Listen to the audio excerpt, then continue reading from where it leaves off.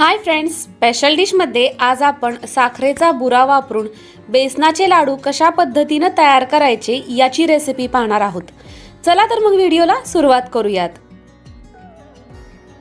सगळ्यात अगोदर लाडूसाठी आपण बुरा तयार करून घेऊयात। तर या इथे पॅन मध्ये मी अर्धा कप साखर टाकून घेतलेली आहे आणि साखर पूर्णपणे बुडेल इतपत आपल्याला याच्यामध्ये पाणी टाकायचंय। तर गॅसची फ्लेम या स्टेजला हाय ठेवली तरीही चालेल। तर साखरेचा बुरा म्हणजे काय तर ते तुम्हाला मी थोडक्यात सांगते।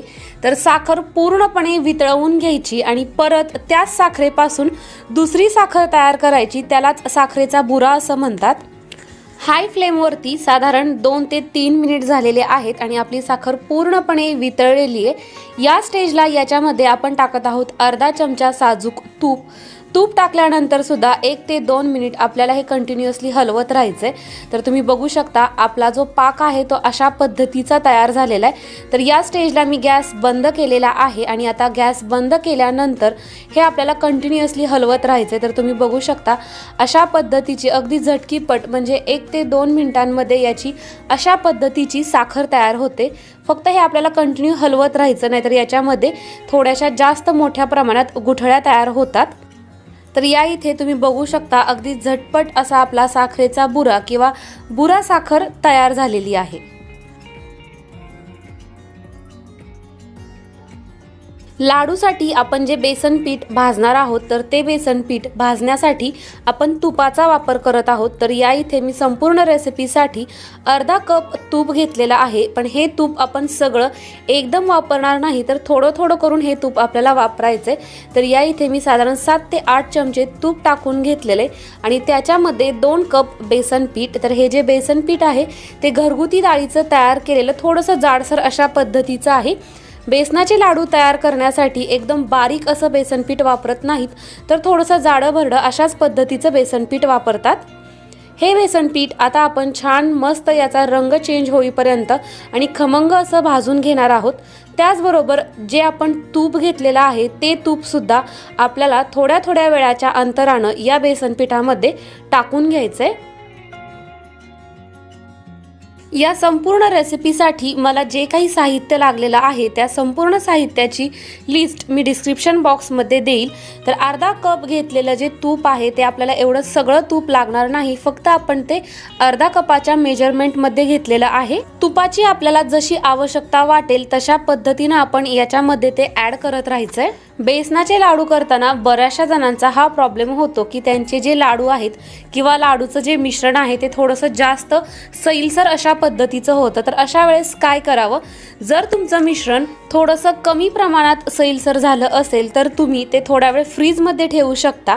आणि दुसरी गोष्ट म्हणजे जर तुमचं मिश्रण थोडंसं जास्त प्रमाणामध्ये सैलसर झालं असेल तर त्याच्यामध्ये तुम्ही दुसरं बेसन पीठ त्याच्यामध्ये तूप न टाकता एकदम खमंग असं भाजून घ्यायचं आणि ते बेसन पीठ तुम्ही या मिश्रणामध्ये ॲड करू शकता।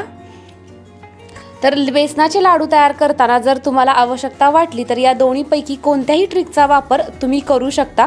तर या इथे आपलं जे बेसन पीठ आहे ते छान असं भाजलं गेलेलं आहे। तर याच्यामध्ये आता मी टाकत आहे साधारण 1 चमचा दूध। अगदी थोडंसं दूध टाकायचं जेणेकरून हे जे बेसन पीठ आहेत किंवा बेसन पिठाचे जे दाणे आहेत ते छान मस्त दाणेदार असे होतात किंवा फुलतात। जेव्हा तुम्हाला वाटेल की तुमचं जे बेसन पीठ आहे त्यानं तूप सोडायला सुरुवात केलेली आहे त्यावेळेस त्यामध्ये तूप टाकायचं बंद करायचं आणि त्याच्यामध्ये दूध टाकायचे फक्त 1 चमचाभर। आणि दूध टाकल्यानंतर सुद्धा हे व्यवस्थित असं मी एकजीव करून घेतलेलं आहे आणि हे मिश्रण आता आपण एका परातीमध्ये काढून घ्यायचंय।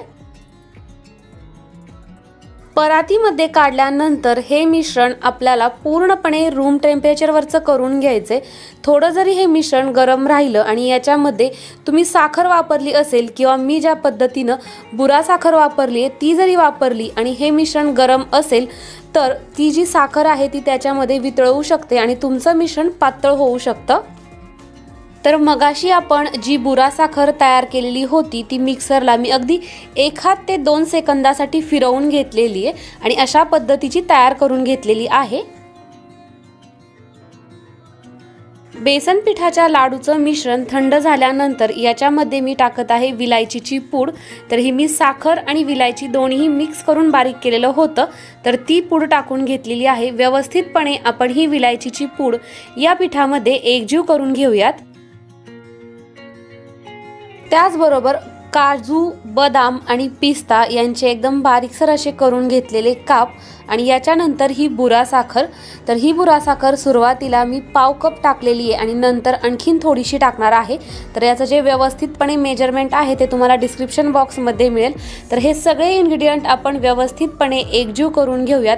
अशा पद्धतीनं ही जी बुरा साखर आहे ती आपल्याला या लाडूच्या मिश्रणामध्ये एकजीव करायची आहे। जसं की मी तुम्हाला मगाशी सांगितलं त्याप्रमाणे तुम्ही याच्यामध्ये बुरा साखरेच्या ऐवजी आपली सिंपल जी पिठी साखर असते तिचा सुद्धा वापर करू शकता। सगळे इन्ग्रेडियंट एकजीव केल्यानंतर याच्यामध्ये मी आणखीन थोडीशी बुरा साखर टाकून घेत आहे आणि परत एकदा ह्याला व्यवस्थितपणे एकत्रित करून घेते। तर फायनली या इथे तुम्ही बघू शकता आपल्या बेसन पिठाच्या लाडूचं मिश्रण तयार झालेलं आहे आणि पूर्णपणे थंड देखील आहे आणि आता आपण याचे लाडू वळवायला घेणार आहोत। तर अशाच पद्धतीनं मी राहिलेले इतर सर्व लाडू करून घेणार आहे। याचा आकार तुम्ही लहान किंवा मोठा ही तुमच्या चॉईसनुसार ठरवू शकता। आपण जे मेजरमेंट घेतलेलं आहे तेवढ्या मेजरमेंटमध्ये याचे साधारण 11 ते 12 लाडू आरामशीर होतात। तर अशा पद्धतीनं ही होती आजची आपली बेसन पिठाच्या लाडूची रेसिपी। ही तुम्हाला कशी वाटली हे मला कमेंट करून सांगायला